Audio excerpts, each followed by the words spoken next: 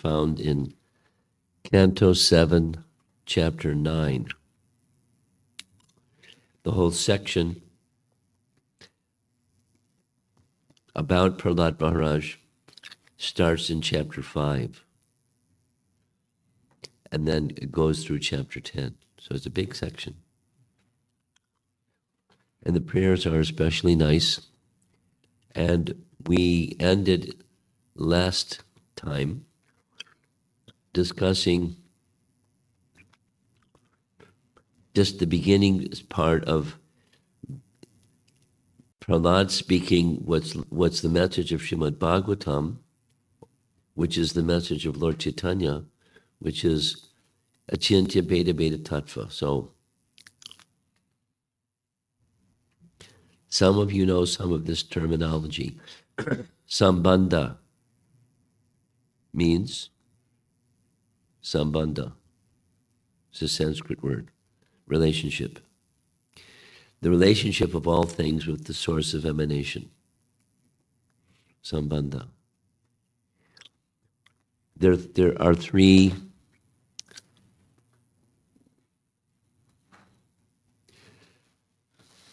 understandings, three categories of understandings within the Vedas. Sambandha Gyan, Abhideya Gyan, Prayojana Gyan. Sambandha, the relationship of all things with the source of emanation. That's where we are. And what Prahlad is going to speak about. And then Abhideya is acting within that relationship. Devotional service unto the Supreme, the source of everything. And then finally, the mature stage of that relationship, Prayojana, is the loving feelings, the loving sentiments, the loving experiences that one has at a mature stage of acting in the relationship with the Supreme. Prayojana. Sambandha, Abhideya, Prayojana. So this is Sambandha, and specifically Lord Chaitanya's perspective on that relationship is there's a relationship of oneness, abheda, and a relationship of difference, beta, between the source of everything and everything. Like, there's light in this room, and the light comes from the light bulbs because it's night, so the sunlight is not coming in the room. But the light that's in this room is from those light bulbs. Now you can say the light bulbs, where does it get its source of light? And you can trace it back, and it comes from the sun. And where does the sun get its luminous power? From the source of everything, from Krishna. The fiery quality of the sun comes from the Supreme. So there's a oneness, so that light in the room, there's a oneness between the light bulb and the light in the room. They're inseparable. And then there's a difference between the light in the room and the bulb. Simultaneously. And that's the achintya part that's not so easy to understand or inconceivable by the mind. And we had just begun this discussion with Prahlad speaking about oneness and difference between the source and all emanations. That's where we first started. Yesterday or day before yesterday. Now, we're going to make reference to Baladev Vidyabhusan's commentaries. Maybe you all know anyways. Srila Prabhupada dedicated his Bhagavad Gita commentary to Baladev Vidyabhusan, in part because he relied very significantly on his commentaries. So you'll recognize in what Baladev says,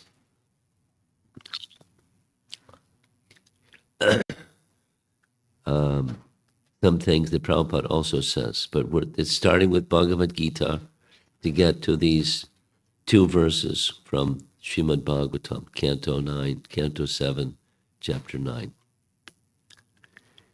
Already, previously, we discussed the first three verses of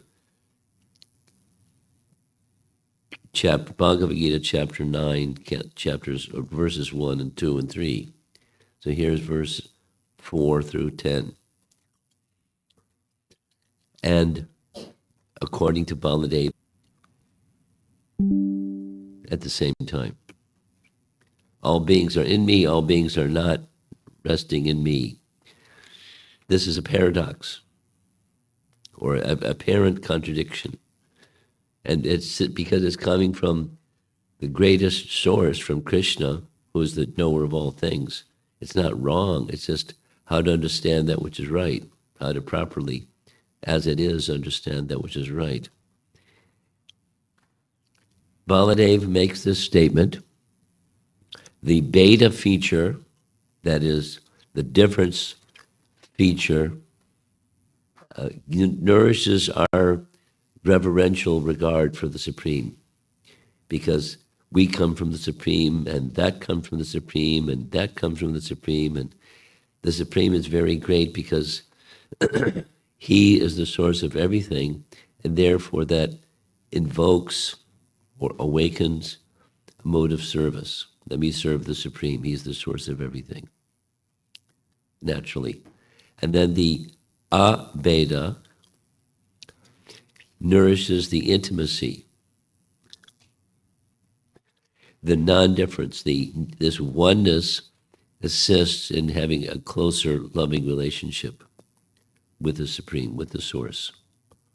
So He's so great, He's the source of everything. Whoa, majesty, Aishwarya. He's great and I'm tiny.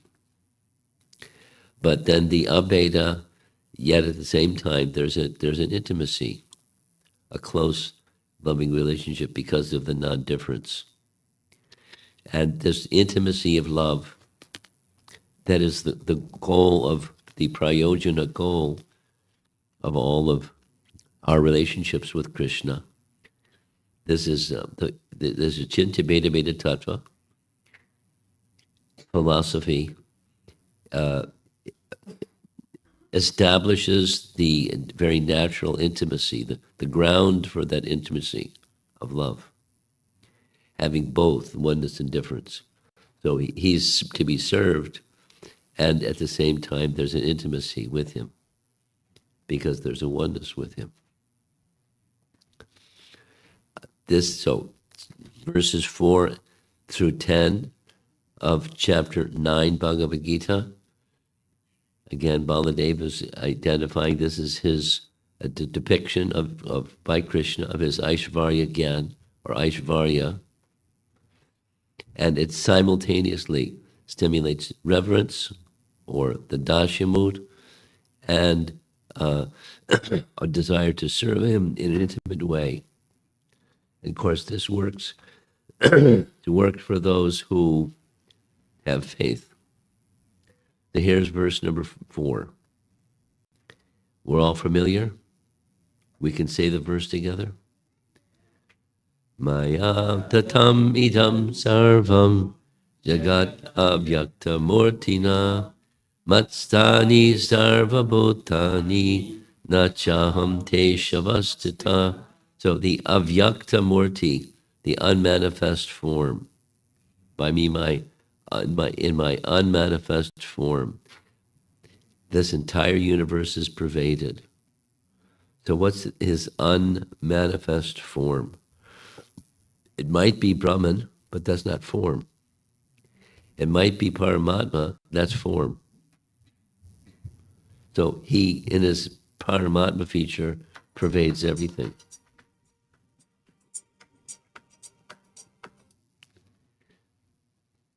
All beings are in me, but I am not in them.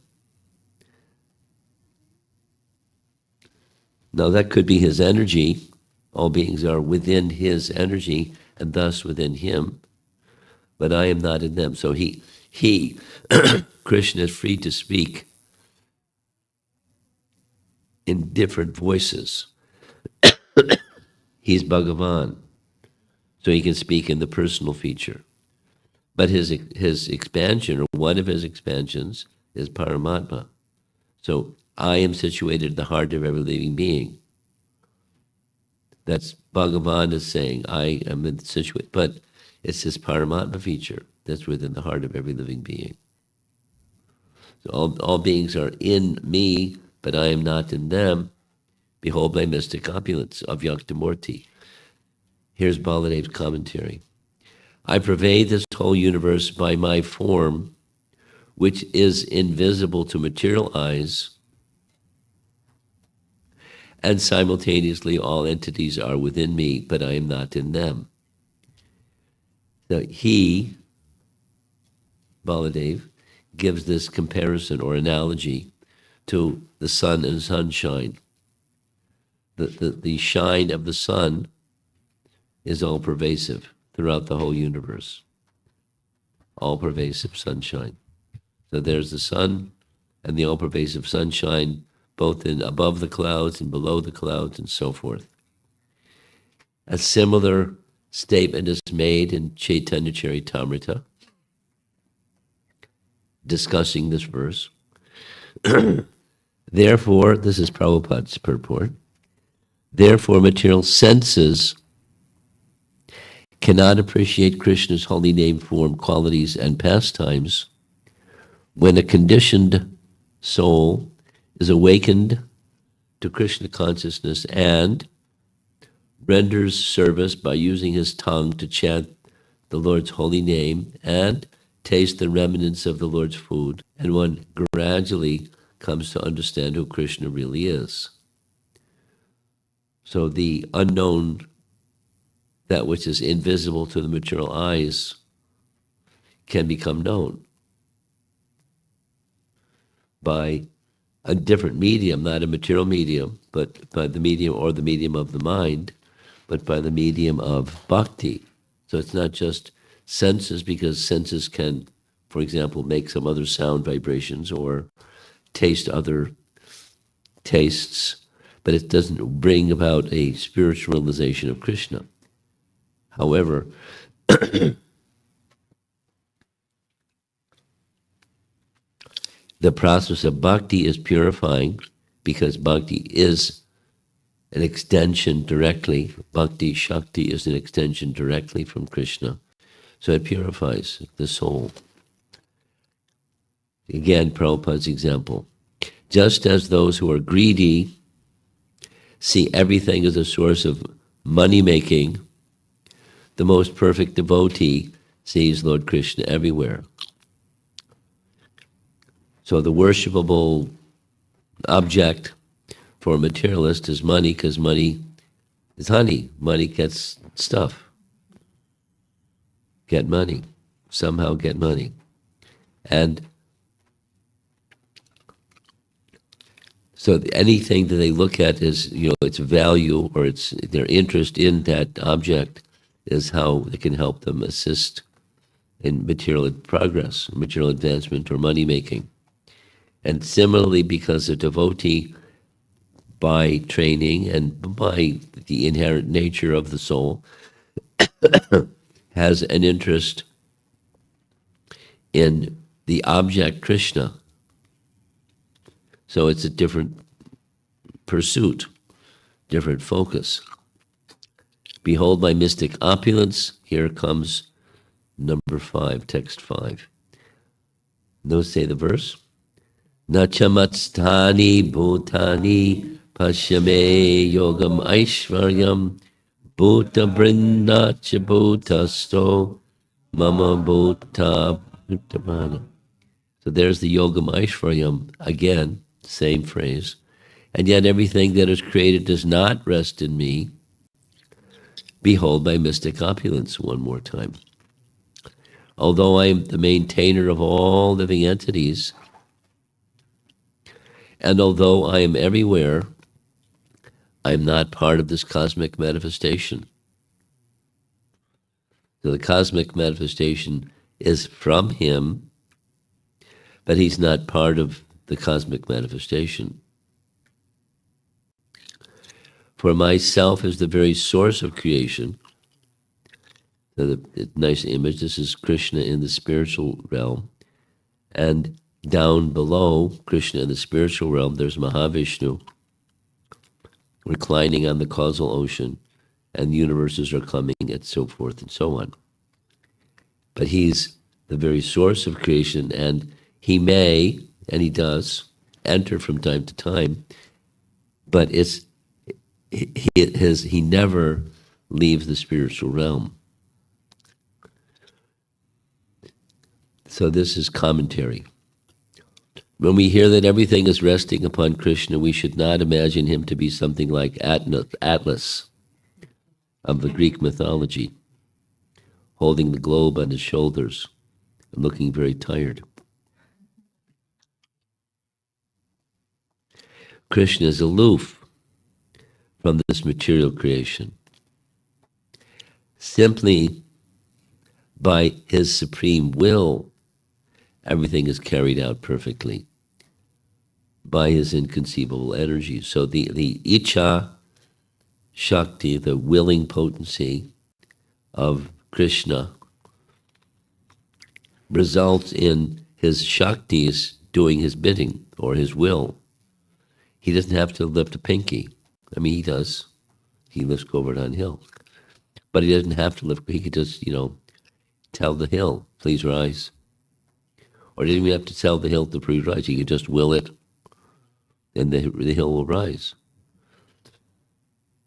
By his energies act according to his will. That's his spiritual Shaktis or spiritual potencies. And this is, by material standards, is inconceivable. We'll give a little example. It's a common example, at least for those who are in Vedic culture, familiar with Vedic culture. The Ravana had a brother. Ravana's brother's name was Kuvera. Ravana was such a brute, he had a battle with his brother. And what he wanted was the wealth of his brother, because Kuvera's the treasurer, and he somehow became wealthy. I don't know how that happened, but he became wealthy. And he had an airplane that could fly without a steering wheel.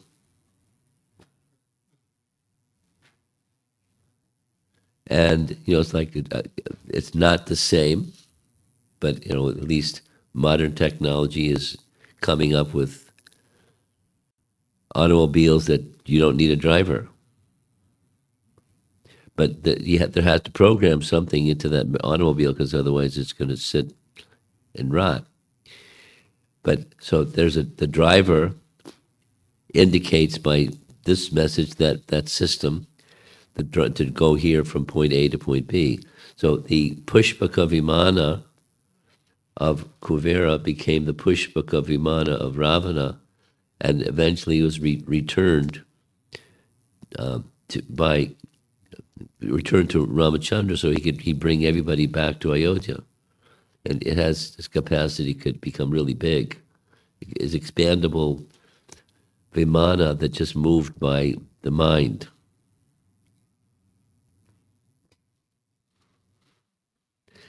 Didn't even have to push buttons, just the mind. And it would travel, zoom, zoom, zoom. And, as fast as the mind. And how fast can the mind travel? Very fast. Try chanting japa tomorrow morning and see what happens. The mind can go big distances very fast. So, as Ravana's or Kuvera's Pushpaka Vimana could travel by mind power, so Krishna's power is he just desires, and from his desire, his Shaktis act. So this is a painting, you've seen this painting before. This is Krishna in the spiritual world, and down there with all those clouds, that's where the material world is. But the clouds, or the cloud of the material energy, is moved by the three modes of material nature.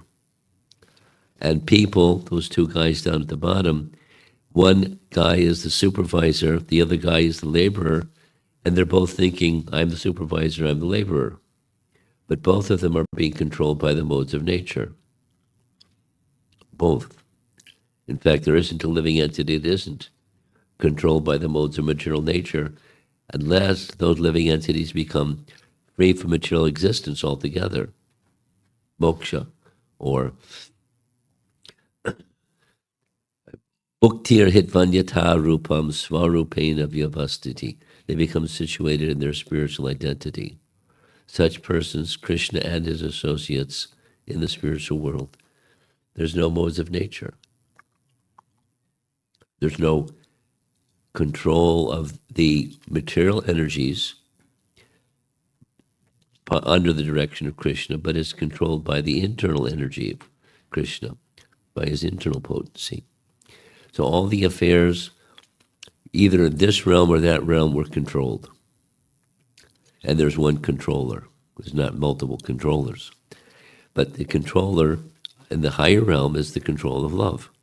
And the control in this end is the control of prison house, which is love, but with modes of nature and bound by the laws governing material nature. He is different from this material manifestation, yet he is also present personally, when he's personally in the form of his expansion, not personally as Bhagavan himself, but he's present personally as Paramatma, four-armed form, and so forth. This is Baladev's commentary. And the living beings are not in me. See my inconceivable power. I maintain them, that's all living beings, and protect them, but I am not in them. My mind maintains and protects them, or his willing potency, his willing, and then his willing potency, following his willing. By his mind, he just wills, and they're maintained, and they're protected. Yoga is defined as the means by which something very difficult is accomplished. Yujate or yoga. Yoga thus refers here to the Lord's form endowed with inconceivable Shakti, whose quality is that his every desire is fulfilled without effort. Satya Sankalpa Shakti. Now this is Baladev Vidyabhusan's commentary. Prabhupada doesn't use language like this in his Bhaktivedanta purports, sometimes, but rarely. This is a little more technical. Satya Sankalpa Shakti. Satya means truth, or sat, its existence. Sankalpa means it's his intention or desire.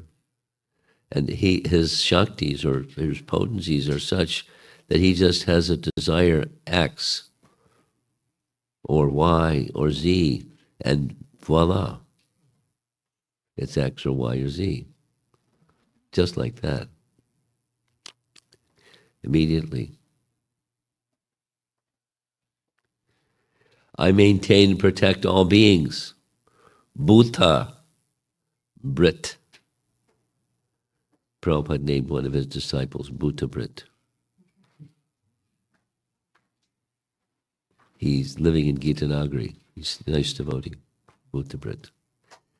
But have no contact with them at all, because my mind, Mama Atma, takes care of them.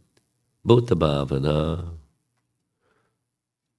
So he's Krishna. This is This is describing the relationship of all things with the source.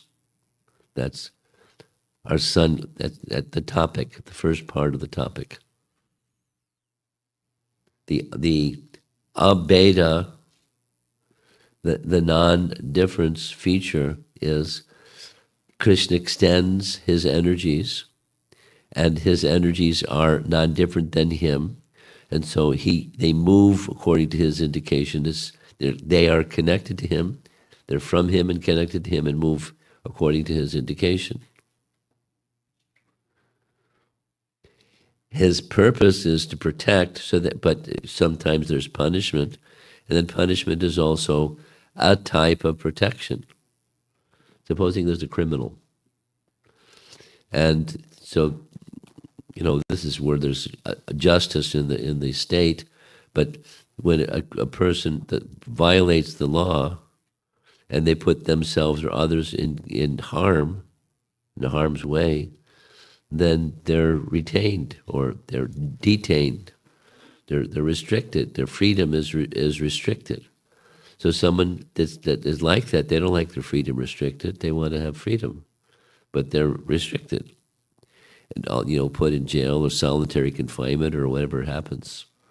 There's abuse of authority, but there isn't abuse of authority in the spiritual sense of Krishna's energies acting. So even for those that are non-devotees and that are doing sinful activities, his mind, his willing potency also takes care of them. Like even in a jail, there's medical treatment, there's food to eat, there's, they can exercise and, do stuff, but they're confined. I maintain and protect them by my extraordinary yoga, by my Satya Sankalpa Shakti. I do not have to act with my body to do this. Referencing the Upanishads, Brihad Aranyaka Upanishad, by the command of that imperishable Lord, O Gargi, the sun and moon remain in their positions by my command. By the command that of that imperishable Lord, O Gargi, heaven and earth remain in their positions. No, if there wasn't such a will, it could be chaos, but there is such a will. And so there's order in the universe. But the order in the universe comes from the one who orders it to be in order. Krishna's determination is itself actual fact. We're just going over some concepts from chapter 9 Bhagavad Gita to help us enter better, more completely in the graduate study that is Srimad Bhagavatam, Canto 7, Chapter 9. Krishna's determination is itself actual fact. This is Prabhupada's purport for verse number 5. We may think of doing something, but there are so many impediments, and sometimes it is not possible to do as we like. But when Krishna wants to do something, simply by his willing, everything is performed so perfectly that one cannot imagine how it is being done. Everything moves by his will, or his sanction at least. So this is back to the verse number 30 from Canto 7, Chapter 9. The Abheda feature of Krishna is being explored. Krishna alone exists in all phases of time. That's the way the Bhagavatam's way of saying this. Here's the verse. Ekaswam eva jagat etam. Translation. My dear Lord, you alone manifest yourself as the entire cosmic manifestation. For you existed before the creation, you exist after the annihilation, and you are the maintainer between the beginning and the end. All this is done by your external energy through actions and reactions of the three modes of material nature. Therefore, whatever exists externally and internally, it is you alone. You in the sense of his energies, having a non-different relationship with him. Then there's a difference between the energy and the source of that energy. So both have to be considered. And that's the higher order of reality. There's a oneness and difference between everything and the source of emanation. So just focusing for the time, this verse number 30, the non-difference feature. Whatever exists externally and internally is you alone, meaning his energies. And the very same understanding, you may recognize this verse. This is one of the 4 essential verses of the entire Bhagavatam. It's called the Chatur Shloki. Some of you are familiar. Maybe all of you are familiar. Chatur Shloki. So, ahamivasameva agre, nadyadyat sadasat param, paschat aham yad etachcha. Prior to the cosmic creation, only I exist. And no phenomena exist, either gross, subtle, or primordial. After creation, only I exist in everything, and after annihilation, only I remain eternally. So he's first person singular aham is present in all 3 phases of time. Before, during, and after. When everything is withdrawn, he alone exists. Before everything is manifest, he alone exists. And when everything is manifest, it's him, or his potencies that are being manifest, so it's also him. I alone exist. Only I exist in everything after creation. Chinti Beda Beda Tattva. Here's a similar statement from Chaitanya Charitamrita Madhya Lila.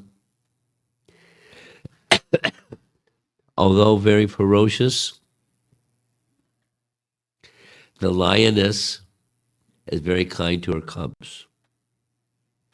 Similarly, although very ferocious to non-devotees, like Hiranyakashipu, Lord Nrsimhadev is very, very soft and kind to devotees like Prahlada Maharaja. Now, the context is different, although we're speaking chapter 9 of Canto 7. This is Prahlada Nrsimhadev. But this verse of the Chaitanya Charitamrita is the context is different, but it's because the lioness with her cubs, and the cub comes from the lioness. So she, the lioness, has a lot of affection for her cubs. Naturally, so mothers have affection for their offspring. And those who are inimical or different than the cub, they're ferocious. Similarly, the activities of the Lord are transcendental because to create this cosmic manifestation, Govinda expands his external energy and enters into everything in this universe, and in this way he exists in the entire cosmic manifestation. So, same image up top, that's Govinda in the spiritual sky. And he's situated in Goloka Vrindavan, that's this lotus-shaped planet, and so many other spiritual planets in the spiritual sky just shone through that little opening in the clouds in the sky, and from him comes everything. He expands himself at these Vishnu forms, or his expansions expand themselves into the Vishnu forms, and then into the universes, and then into every atom of the universe. And those non-different features of his expansions make him present everywhere within the entire cosmic manifestation, but he has his position separate. Here's a spider. So the example is given in the commentary, Prabhupada's commentary, that like a spider makes a web from the fluid that's within his own body and then creates a web. And then after creating the web, he goes around and on the web. I mean, the web has a purpose. It's to capture flies. And the flies get stuck, and then the flies become a meal for that spider, captured in the web of the spider. But meanwhile, after creating the web from the fluid from his own body, he moves around it. And similarly, as the web is not different than an aspect of the fluid within the body of a spider, so the material creation is like that, like the web of a spider. And from time to time, Krishna comes and moves around in this creation, but he's not part of it, although it's not different than him. Same idea or very similar ideas expressed in the Upanishads. There's symmetry between the Bhagavad Gita and the Bhagavatam and the Vedas and the Upanishads. There are these two phrases, one from Chandogya Upanishad, Sarvam Kalvidam Brahma. Anyone that's been around ISKCON for some time, we know these phrases. Sarvam Kalv, Idam Brahma. The energy and the energetic are one, so everything is one. So the Mayavadis, they like this phrase a lot. It's all one. See? Sarvam Kalvidam Brahma. Chandogya Upanishad confirms it's all one. Or another similar phrase, of course, is through the lens of the absolute oneness that they see these phrases. Ekastvam eva jagat etam. You are everything. Jagat. You are the universe. The universe is you. It's all one. And of course, there's different schools of those that see that oneness. There's diversity even amongst the Mayavadis.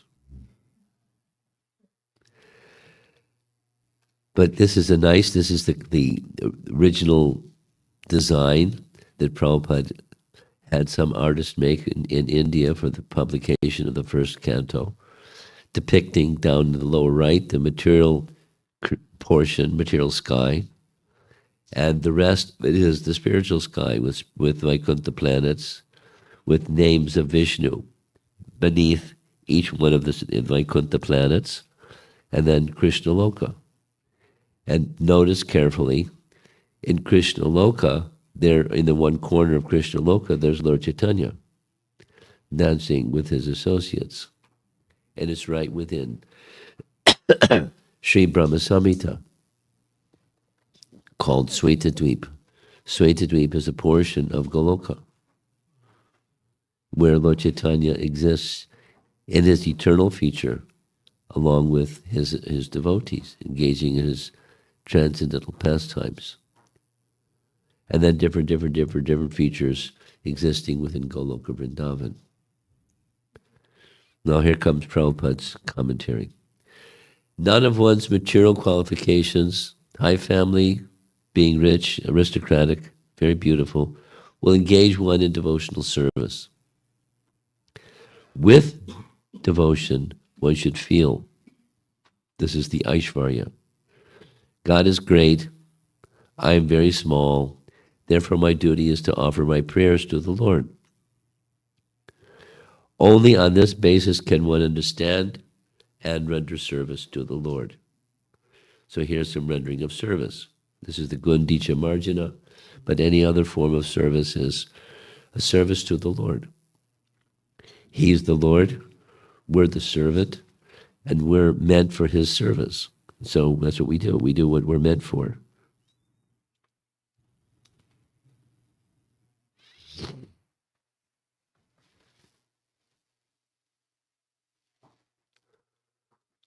I want to share something. This is like over here. It's not related. It's related, but not related.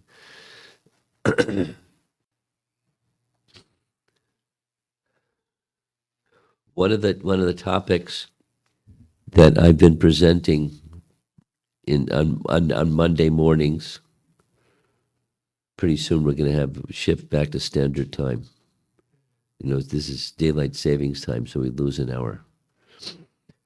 So early in the morning, because it's China India time, Monday evening, Monday morning. The recent topic has been personalities from Canto 1 Srimad Bhagavatam. So this morning we had a discussion that took 2 hours before questions. And the topic was Vyas. So the topic, the first two were Shukadeva Goswami and Maharaj Parikshit, and then came Narada Muni. And there's a very nice discussion or presentation, the 3 lives of Narada Muni. Because we know Narada Muni as Narada Muni, the son of Vyas, or son of Lord Brahma, playing upon a veena, Radhika Ramana Namine. And then he travels wherever he wants. He doesn't need a vimana. He has his veena.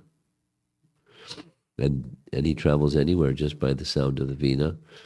And he gives bhakti in various ways to various people. He's gifted to give bhakti. So in one of the narrations, it's in Canto 7, Chapter 5. Canto 7 begins with the scene of Canto 7, Srimad Bhagavatam, starting with Chapter 1, is the Rajasuya Yajna. What's the Rajasuya Yajna? It's a ceremony, a yajna, in which some person is declared as the emperor of the world. And Yudhisthira as the entitled person to become the emperor of the world.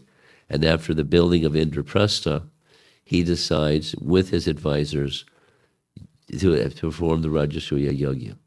And he invites Krishna as the guest of honor. So Krishna comes all the way from Dwarka to Indraprastha to participate in Rajasuya Yajna. So the painting that opens the chapter of Canto, there's Krishna up on a throne, and there is Narada Muni being honored by Krishna and by Yudhisthira, and Yudhisthira is at his feet with folded palms. The emperor of the world is at the feet of Narada Muni asking him questions. That's Canto 7. And in Chapter 5, there was one question where Yudhisthira wanted to know, who were you before you were Narada Muni? It's a nice question. And he gives the answer, very straightforward answer. And his answer is, in a previous day of Brahma, previous day, Kalpa Beda, different Kalpa, different day of Brahma, I was a Gandharva named Upabarhana. Now, I don't remember previous life, what to speak of previous day of Brahma, but he does. And Upabarhana was very beautiful, and he was a ladies' man. He had a lot of girlfriends. Woo, woo, woo. And so the Gandharvas were invited by the demigods to come to a festival to honor Lord Vishnu, not them. And so Upabarhana and Gandharvas and Apsaras and a whole bunch of people who are entertainers of the demigods, they came. And there was Upabarana surrounded by ladies singing love songs to the demigods. Woo, woo, woo.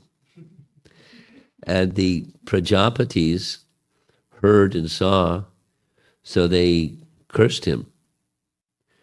You are behaving like a Sudra. This is a festival to honor the Supreme Personality of Godhead. You don't belong here.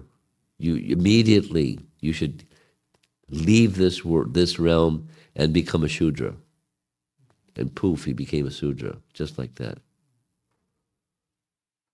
And then in another place, he describes, not in that same discussion, so he describes what he taking birth as the son of a Shudrani, who became a Shudra.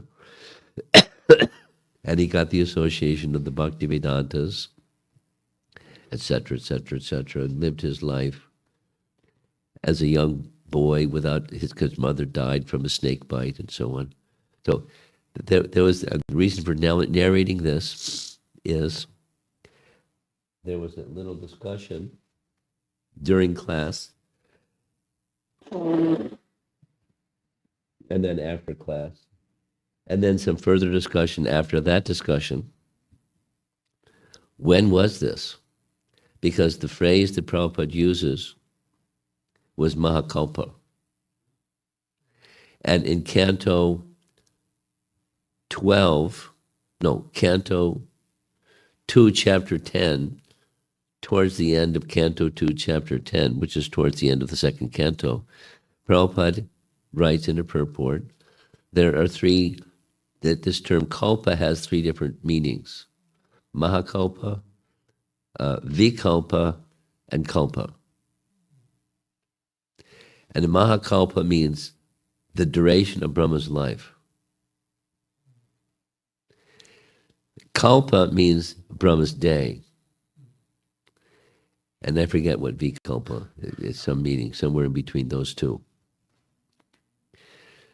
So, because Prabhupada inserted the word Mahakalpa in the description by Narada about his previous life in a previous Mahakalpa, therefore the carefully reading Chinese devotees said,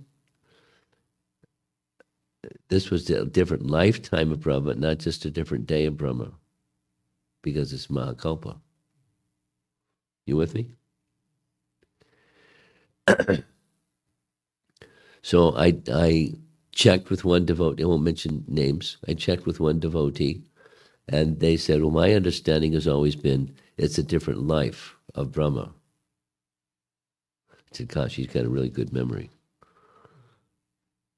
Remember his name and what he was in the previous life of Brahma. And then I checked with Hari Prabhu. No, Hari Parshad Prabhu. Can you check the commentaries? He did. He said, I can't find anything, therefore looks like it's previous life of Brahma. And then somebody else did a bunch of research and for like 8 different, from different places in the Bhagavatam, Canto 1, Canto 2, Canto 7. Specifically, Vishwanath Chakrabarti Thakur says, this is referring to a different day of Brahma. And at the end of the night of Brahma became Brahma's next day. And there's a little detail. It's interesting detail. This relates to this topic. It says in the verse, the verse, and then the commentary on the verse, it says he entered into Narayana. And then the explanation is the resting place of Lord Brahma during the night of Brahma is in the waters of the Garbhodakshay Vishnu. But the waters of Garbhodakshay Vishnu are not different than Garbhodakshay Vishnu. So that he entered into Narayana means he entered into the water. That's what he writes in his purport. Because otherwise, it may sound like the cosmic annihilation, and it's all finished. But the material energy doesn't enter into Lord Vishnu. The living entities enter into Lord Vishnu. Anyway, so it got resolved. So it was Urmila was the one I asked, and her reply was, she read the thing. She said, I live to be corrected. It was immediate, because one who is interested in truth with a capital T, from our acharyas, they have that capacity, and they can explain to us if we have faith in our acharyas, and therefore the waters of Garbhodakshay Vishnu are entering into Garbhodakshay Vishnu, or entering into Narayana, and on the strength of the words of the explanation of Vishwanath Chakravarti Thakur. So where would we be without our acharyas? La La Land, somewhere, who knows where. We wouldn't be here. We'd be off doing what other people are doing, whatever that is. So all of that detour there's multiple purposes of it, but one of it is when we hear these explanations from the Bhagavatam and the commentary from our qualified acharyas, then we're clear what direction to move in, how to live our life, and how to make proper choices, and how to avoid the other ones. So back to Prahlad, and Canto 7, Chapter 9, he's indicating, I have no qualification. He's already spoken like that because of my birth. But you're very kind. You've shown mercy to me beyond what you've even showed to Brahma and Shiva, what to speak of the goddess of fortune. So I'm somehow a recipient of your mercy, and by being the recipient of your mercy, the material qualification isn't needed. One can engage in devotional service. And when that devotional service is there, there's this going back to the theme of these two verses, 30, 31, there's a oneness feature of that relationship. We have a natural place in our relationship with the Supreme. And therefore, we engage in service to our capacity, according to our nature. And that's the medium for getting out of the material complexity and getting into the spiritual realization. Here's Jiva Goswami commenting on this verse. He controls Nrsinga's anger by another rasa. That's Prahlad. Why did this low person become the object of your anger? That's Lord Hiranyakashipu become the object of your anger. You are one with the universe. That's a question. But there's a harmony with previous statements, such as, appearing in the world, because of mercy to the devotees, you protect persons like me, and you protect the universe in general as the Antaryami. But you do not do this directly. It is done by others, or through the agencies, through your potencies. Showing this oneness, he, that's Prahlad, explains the Lord's related pastimes of creation and destruction. So through this one pastime that he has protected Prahlad, it discloses his relationship, the oneness relationship between that which is the source of emanation and that which is emanated, and creation and destruction, and different features in between. There's a oneness that invokes or prompts the service mood Therefore, Prahlad just wants to be engaged in his service. Here's Vishwanath Chakravarti Thakur's commentary. Protection of the devotees who are beyond the gunas, by you who are beyond the gunas, is also beyond the gunas. The creation, maintenance, and destruction of the material universe are accomplished by you who are unaffected. You are seen by the intelligent to be different from the universe, with beginning, middle, and end. Why do people not see this? Having created this universe, made of transformations of the gunas by your maya, which is different from your Swarup Shakti, you enter it. Because of the gunas, you are perceived as the destroyer, protector, and creator. Actually, however, Tamagun is the destroyer, Sattvagun is the maintainer, Rajagun is the creator. Since you enter while remaining untouched by the gunas, you are designated as the destroyer, creator, and maintainer, but you are not. It's a very elaborate way of saying the same thing. That is, the relationship between the source and that which is coming from the source, the features of time, creation, maintenance, and dissolution. So it appears that he is, but it's the modes of nature. He's not doing directly, it's through his agencies, his shaktis.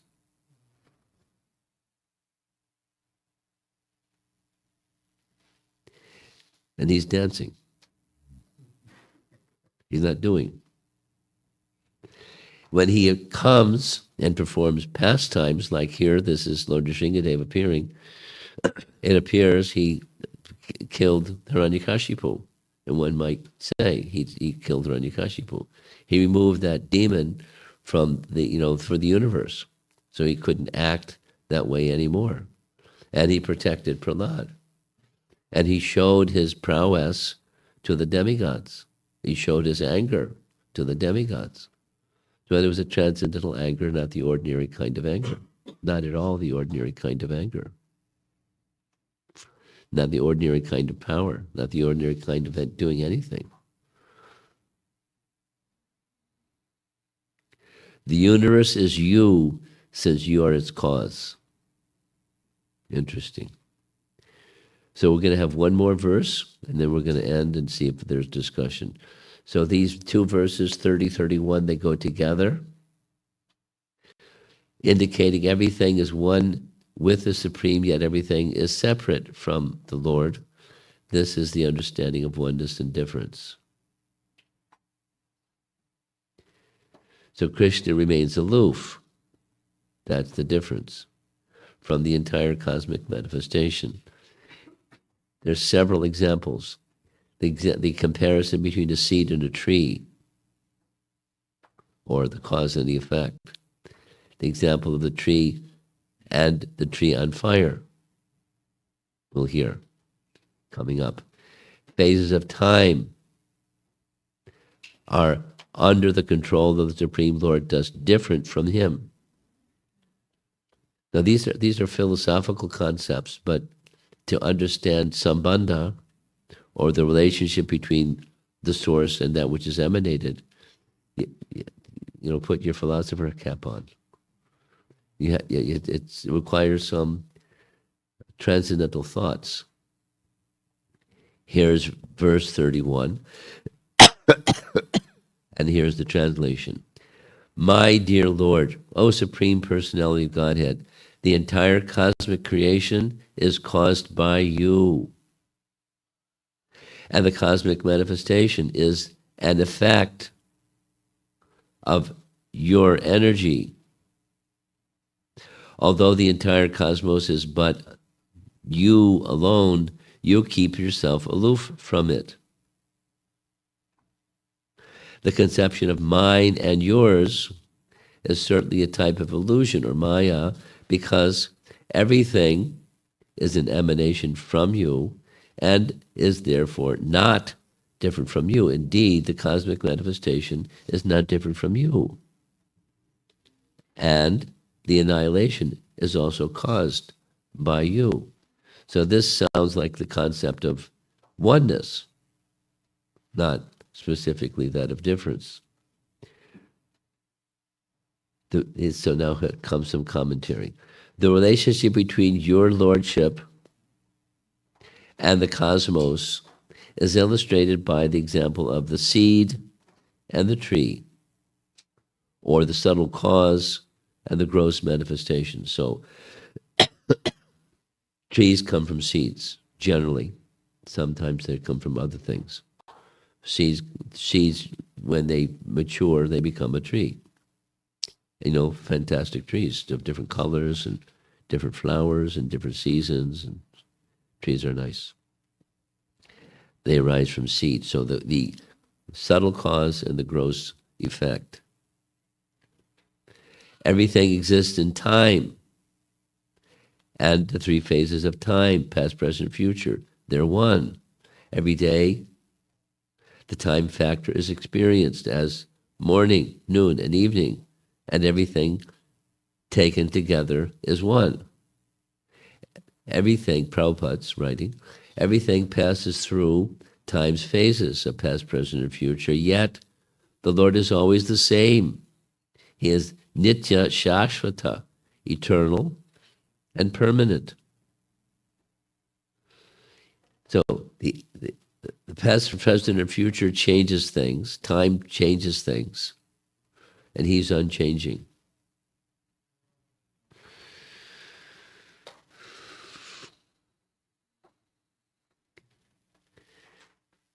Just a little sharing. Spin out a little bit. For the Farmington Hills college student group, we went through this little explanation of who am I, and the ship of Theseus, and one of the themes of the ship of Theseus is the persistence of identity. So as things change around us, we're still me. The sense of self-identity continues. So here's the little boy, sitting in his father's lap and looks pretty contented until something happens. He might cry or something, who knows. But that's not going to be like that forever. And anything, time changes things. But there's something that stays the same, the persistence of identity. And as with the individual soul, we can infer from the Supreme, as that now here is not just inference, it's being explicitly stated, that he is unchanged by the personality of Godhead, or the source of everything's energies, past, present, and time. Time is also an energy, Kala Shakti. Things change. And the modes of nature, things change. But he remains unchanged. Although it's through his energies that things are changing. He remains unchanged. Like the soul is unchanged. Although the body is changing.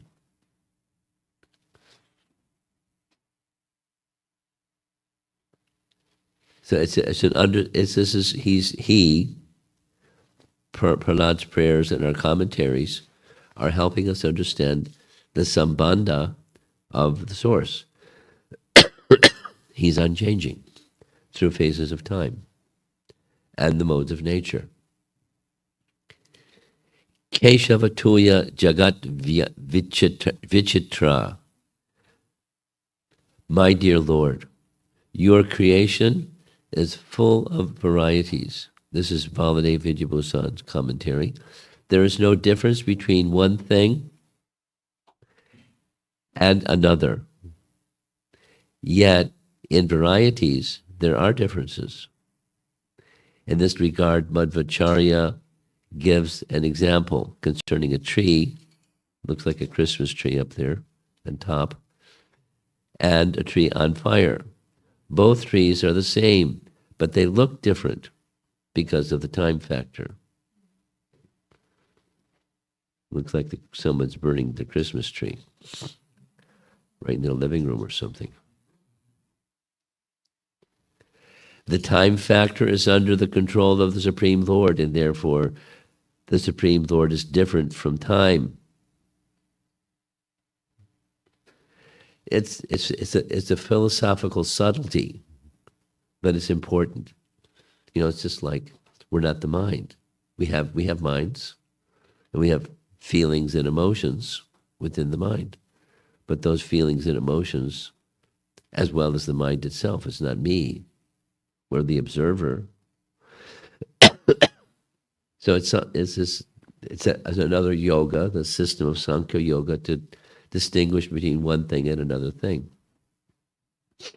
So that's what's going on here. The seed is not the tree.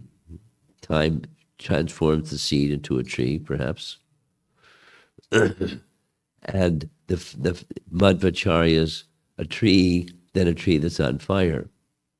They're both trees, but phases of time that's in a different manifestation. An advanced devotee consequently does not distinguish between happiness and distress. Now, it doesn't mean you can't perceive. You can perceive happiness and distress, but you don't identify with it. Here's a nice verse referenced in this purport, a verse from the prayers of Lord Brahma to Krishna in chapter 14, canto 10. You recognize the verse? Tatenu kampam susamikshimano, very celebrated verse. My dear Lord, as the painting is showing on the right, there's Brahma offering prayers to Krishna. By the way, Krishna has still on his left hand has his little lump of yogurt because he hadn't finished eating his lunch. And you eat with your right hand, so the yogurt's in his left hand. One who earnestly waits for you to bestow your causeless mercy upon him, all the while patiently suffering the reactions of his past misdeeds and offering you respectful obeisances with his heart, words, and body, is surely eligible for liberation, for it has become his rightful claim. Now that verse is referred to in this purport, 7.931. To understand the proper sambandha, the oneness of all things and the source of emanation. A son inherits the property. Here's another example. A son inherits the property of his father. Similarly, when the devotee is fully Krishna conscious, undisturbed by dualities, he is sure that he will return back home, back to Godhead, just as one inherits his father's property. By law. Now, in the West, there's deeds and money can be willed to somebody besides one's dependents or descendants. Everything is one, the Supreme Lord, yet everything is separate from the Lord. This is the understanding of oneness and difference, Prabhupada. A little bit of commentary, and then we're going to be finished for this evening. Though the universe, this is Vishwanath, here comes a question. Though the universe is Maya, since Maya is my Shakti, if there is irregularity in the world, will that not mean irregularity in me?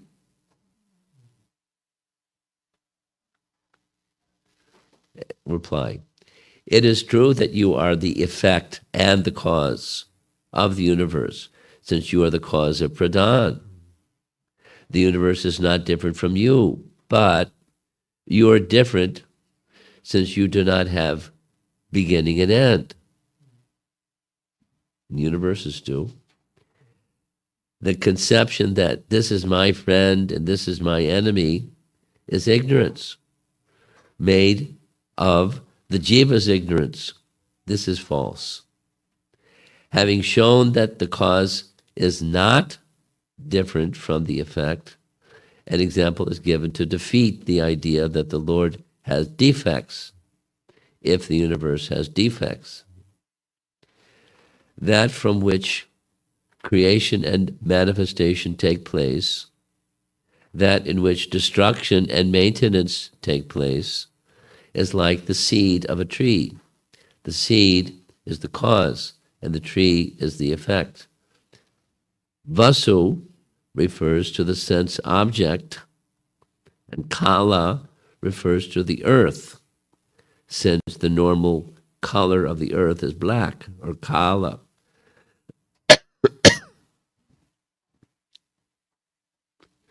The cause and the effect, or the seed and the tree, are like the smell and the earth. Thus, the universe, with cause and effect, has the Supreme Lord and Pradhan, cause and effect. The meaning is this: from smell comes earth, from the seed comes the tree, from the Lord comes Pradhan, from Pradhan comes Mahatattva. From this comes the devatas, animals, and others, just as the one sense object, namely fragrance, contains all causes and effects, the products of the earth. You alone are the cause and the effect of all beings. Referring to a verse from Chandogya Upanishad. The world is non-different from the Lord. This is stated starting from the word arambhana in the Chandogya Upanishad verse. That's up above, and referred to in Vedanta Sutra. So this is philosophy. But it's not just 101, it's maybe 201 or 301. It's a little high philosophy, so try to hear and understand it as best you can. Here's another reference from Chandogya Upanishad. The name comes from the object called clay, just as objects made of clay come from clay. The clay is real, and the objects are real. Just as there's no inequality of fragrance, the cause of the earth, though there is inequality in the material objects like stone and wood made of earth, there's no inequality in the Lord, though there is inequality in the world produced by him.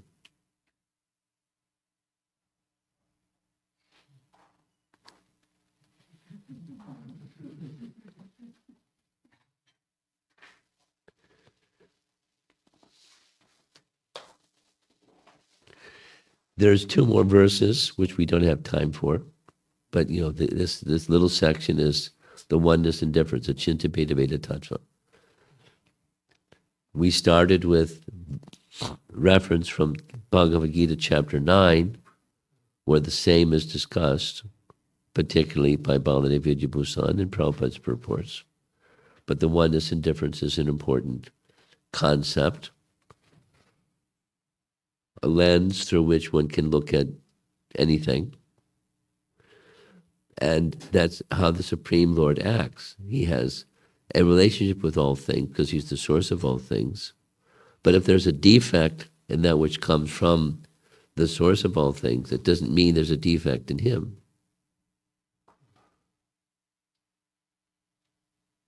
It's nice. It's worth going over all of this another time, maybe 10 times, so it's really clear, so you don't get confused.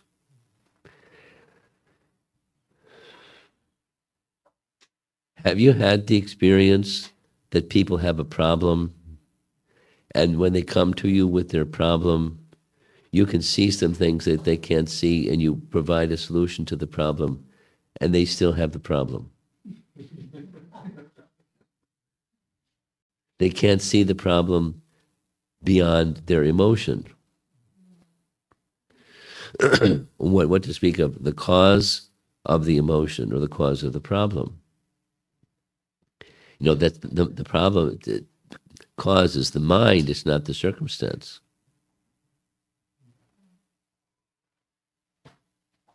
But, it's the mind. So identifying with so if people identify too much with the mind, then how are they going to understand, what to do in a situation that's perplexing to them? They'll stay perplexed.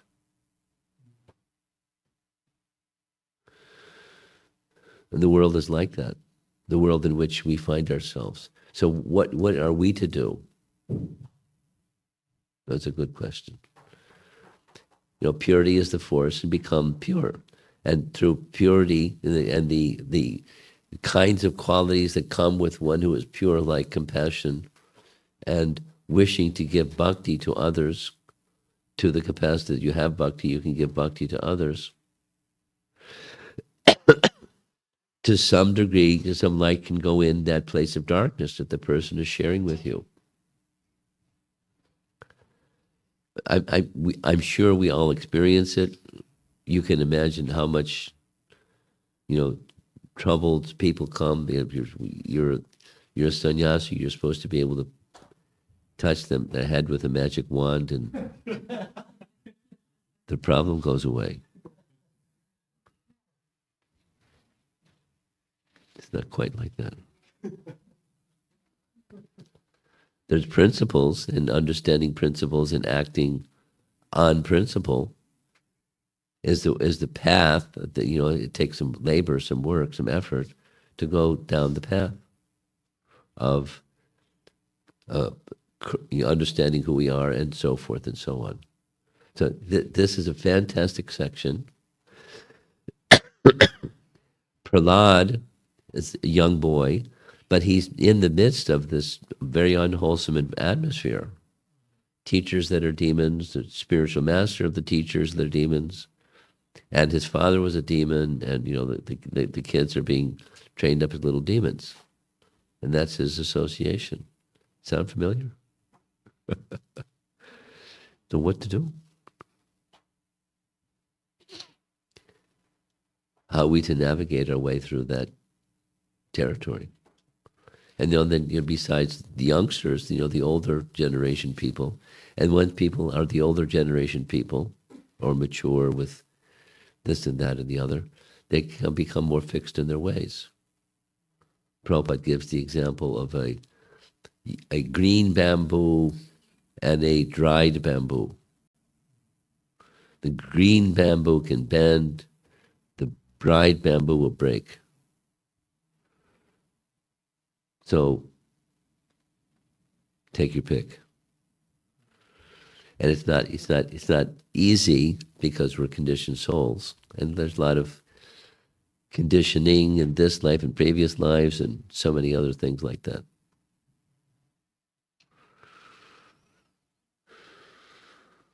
And out of the blue, who knows where it comes from, besides our past karma, but something. And then we run into a difficult patch, or somebody that's dear to you, they run into a difficult patch. And what are you going to do? Or what are you going to advise your friend to do? What to do? So a connection with the realm of that which is sat is needed. And these set of prayers, that's what Prahlad is doing. I mean, he's speaking directly to the personality of Godhead, but the benefit is for us, and easily can go to us to help us understand how do we get into this difficult situation. The material world, it's complex, it's messy, and what to do about it. Not like, let's get out of here, this place is crazy. What do you do about it? What do you do about the place? Besides just get out of here.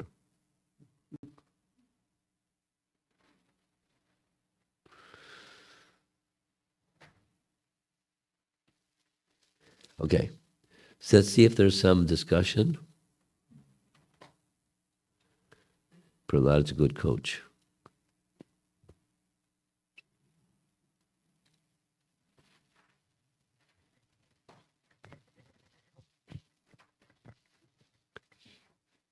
Hare Krishna Maharaj. What is, I always hear the term of potency or Krishna's energies being used, especially in Srila Prabhupada's books. But it also encompasses everything. So I was kind of confused on if there is a precise definition on what Krishna's potency means. What is it? You want to know the definition? It includes everything. So it's, but what is the meaning of Krishna's potency? You just gave it.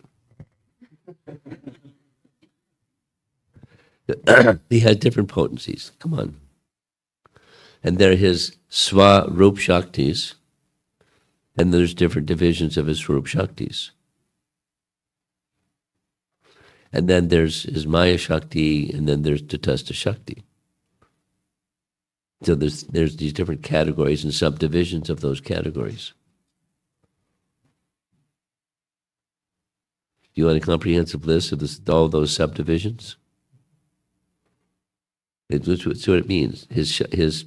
His potencies, commonly it means his Swarup Shakti, his spiritual potency. And that the spiritual potency means by which he conducts himself. He desires and he moves, or things move, and on his behalf. He does nothing. His Shaktis do.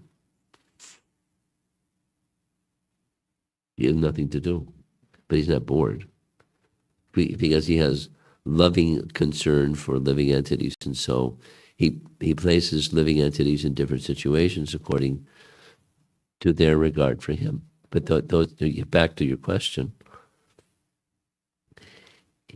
his potencies generally means his Swarup Shakti, his own spiritual potencies.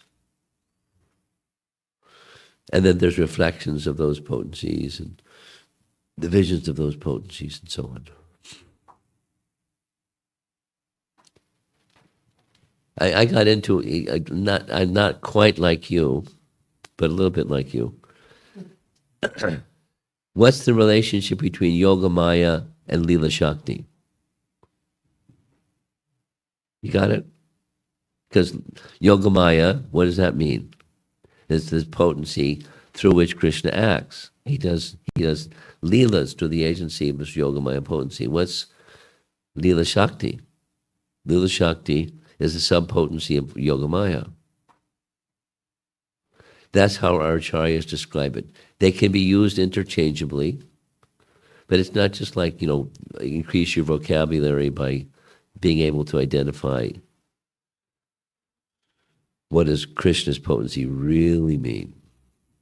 Don't hold back anything. Tell me, what does it really mean? His own potencies. And there's relationships of those potencies and sub-potencies. Okay? Can I ask a related question? Well, if it's related. I remember reading that Prabhupada was describing the different Shaktis, and he was saying that the Tatastha Shakti had many different varieties, and I was a little bit confused because I thought I'm confused by hearing what you're saying. What else did it say besides the varieties of Tatastha Shaktis? It was going into all of them. So Hladini Shakti has different varieties, and then there's the. But that's not Tatastha Shakti. Hladini Shakti is not Tatastha Shakti. Yeah, it was explaining all three potencies, and he would say that they all had different varieties. Okay, but you're asking a specific question. Yeah, what are the different varieties of Tatastha Shakti? I don't know. Tatastha Shakti, I've never heard this before. It doesn't mean it doesn't exist, but I never heard it before. So you find the reference and let me know.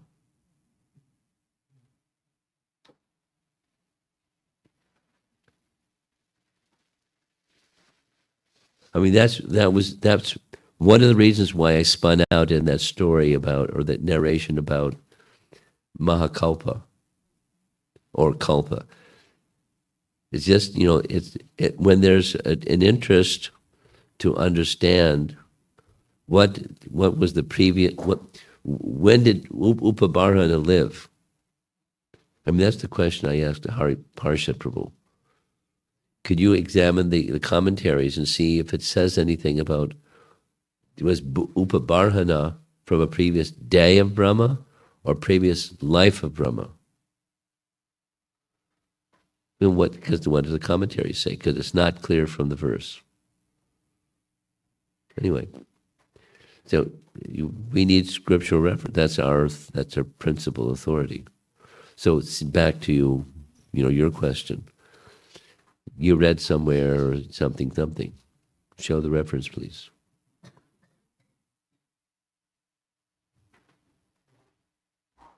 That's not a challenge. It's just like, it's an invitation. Something else? Yes, in the back.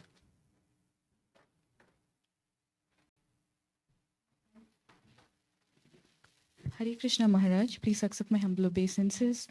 From your lecture today, I just understood that everything that we use, and including time. I'm having a hard time hearing. Can you turn the volume up a little bit? It's up all the way.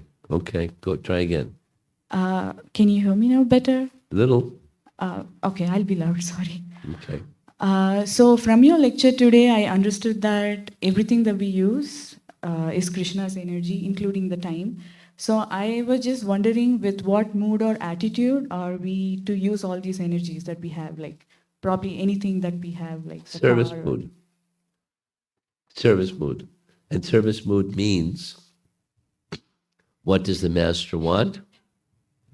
And once I understand reasonably clearly, as best I can, what the master wants, that's what I do. Not negotiate, but what he wants. So then how do I understand what he wants? Well, through scripture, because through scripture he indicates what he wants. Like Sarvadharmam Parijaja, it's very clear. Mamekam Sharanam Praja, very clear. So, and then what is it? What are the sub ingredients of Mamekam Sharanam? So there's teachings, and so through scripture we can understand, and then through our acharyas, our spiritual master and guru and acharyas, we can understand refinements. And it's good to have a teacher or guru or someone who you can go to and ask, I'm at a crossroads. Should I turn left or right? What does Krishna want? So those are ways. Did that answer your question? Good. Thank you, Maharaj. Okay, thank you.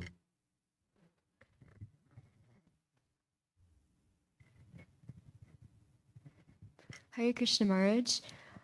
I just wanted some clarity on something that was said. So in one of the Bhagavad Gita verses, it said that all beings are in me, but I am not in them. But also, like the super soul is in us, right, through that feature. So I just wanted some clarity between that.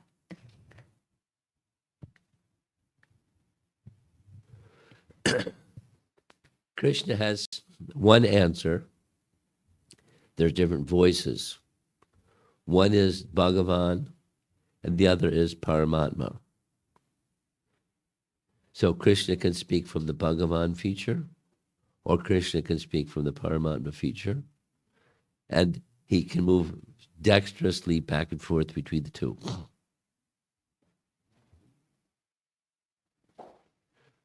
So the one when he's not, that's Bhagavan. The one where he is, that's Paramatma. And Paramatma is but his expansion, or it's a manifestation of him. And this way, Krishna is within the heart of the living entity. But then he's not. Or sometimes we say, they're poetic expressions. Krishna's entered my heart, but it's not like he wasn't there. So it's by bhakti, the Bhagavan feature may become more clear and manifest. So you be adjustable, knowing the at least the ABC of the philosophy or the different features of the absolute truth, and then you won't be confused.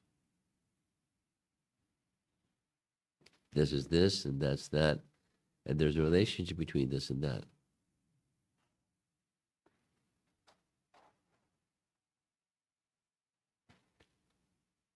Okay.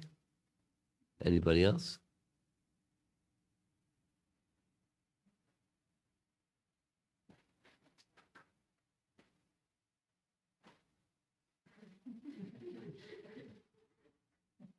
That was dramatic. What was that? So I was gonna. You're worried about your phone, huh? No, I just want to add my notes there. But Hare Krishna Maharaj, I was wondering, there was that one slide with the Christmas tree and the burning tree, and the statement that I believe Vishwanath Chakravarti Thakur was making was that everything is one. Your creation, there's no difference between one thing and another, yet in varieties there are differences. And I was trying to understand that a little bit more, because it kind of seems like he's saying that there's no difference between one thing and another, yet in like it kind of sees like it sees Substance and detail.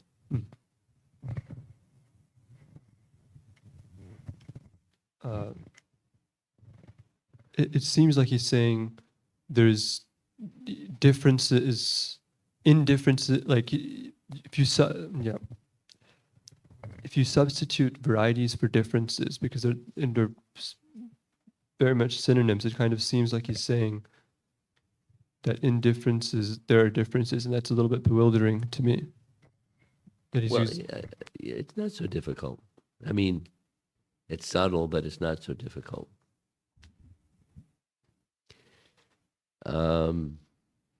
I travel every now and then. And I can tell you, different people make dal in different ways. There's a basic, and then there's differences. So there's no difference because it's dal. But there's varieties of how people make dal, or there's varieties of trees. The tree is a tree, but there's varieties of trees. And how does that happen? Modes of nature, and from nature comes variety, but there's a substance that's prakriti. So there's varieties within oneness. There's varieties. That's what's the statement. It's Chinta Beta Beta Tattva. That's what's being said. That cleared it up for me, Maharaj. Thank you.